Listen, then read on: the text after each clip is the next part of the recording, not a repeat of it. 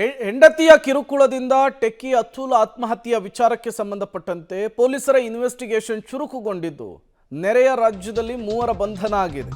Techie Atul Subhash ಆತ್ಮಹತ್ಯೆಯ ಪ್ರಕರಣಕ್ಕೆ ಸಂಬಂಧಪಟ್ಟಂತೆ 3ರಿಗೆ 14 ದಿನ ನ್ಯಾಯಾಂಗ ಬಂಧನ ಆಗಿದೆ. ಈ ಹಿನ್ನೆಲೆಯಲ್ಲಿ 3 ಆರೋಪಿಗಳನ್ನು ಪರಪ್ಪನ ಅಗ್ರಹಾರಕ್ಕೆ ಶಿಫ್ಟ್ ಮಾಡಲಾಗಿದೆ.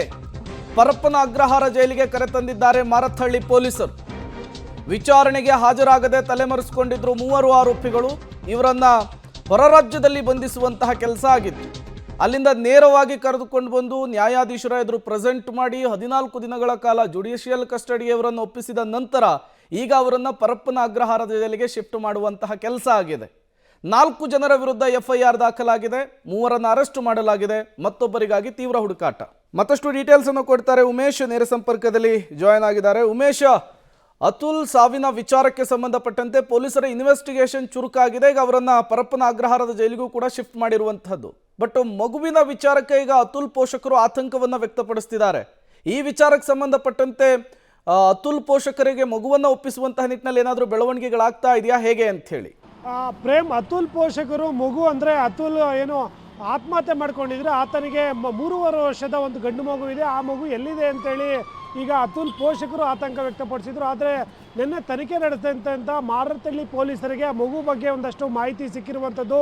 ಆ ಮಗುವನ್ನು ಒಂದು ಖಾಸಗಿ ಬೋರ್ಡಿಂಗ್ ಸ್ಕೂಲಲ್ಲಿ ಅವರ ಸಂಬಂಧಿಕರೊಬ್ಬರು ವಿದ್ಯಾಭ್ಯಾಸ ಮಾಡ್ತಾ ಇದ್ದಾರೆ. ಅವರ ಬಳಿ ಅದು ಸುರಕ್ಷಿತವಾಗಿದೆ ಅನ್ನೋ ಮಾತನ್ನು ಈಗ ಪೊಲೀಸರು ಹೇಳಿರುವಂಥದ್ದು. ಹಾಗಾಗಿ ಆ ಮಗು ಬಗ್ಗೆ ಏನು ಆತಂಕ ಇತ್ತು ಅದು ಈಗ ಸದ್ಯಕ್ಕೆ ನಿವಾರಣೆ ಆಗಿರುವಂಥದ್ದು.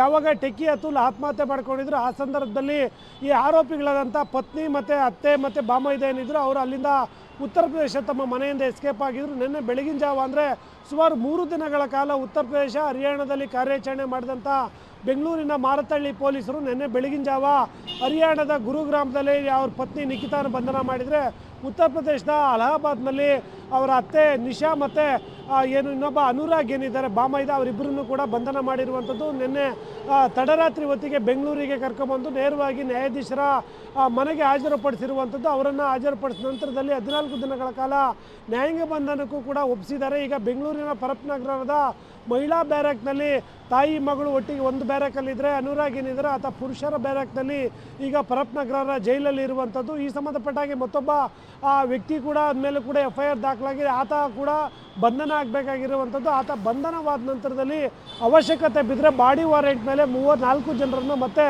ವಶಕ್ಕೆ ಪಡೆದು ವಿಚಾರಣೆ ಮಾಡೋದಕ್ಕೆ ಪೊಲೀಸರು ಪ್ಲ್ಯಾನ್ ಮಾಡ್ಕೊಂಡಿರುವಂಥದ್ದು. ಮತ್ತೊಂದು ಕಡೆ ಅದು ಅತುಲ್ ಏನು ಸಾವನ್ನಪ್ಪಿದ್ದ ಆತನಿಗೆ ಸಂಬಂಧಪಟ್ಟಂತೆ ತನಿಖೆ ಕೂಡ ನಡೀತಾ ಇರುವಂಥದ್ದು. ಆತ ಯಾವ ಕಾರಣಕ್ಕಾಗಿ ಆತ್ಮಹತ್ಯೆ ಮಾಡ್ಕೊಂಡ, ಆತ್ಮಹತ್ಯೆ ಮುಂಚೆ ಏನೆಲ್ಲ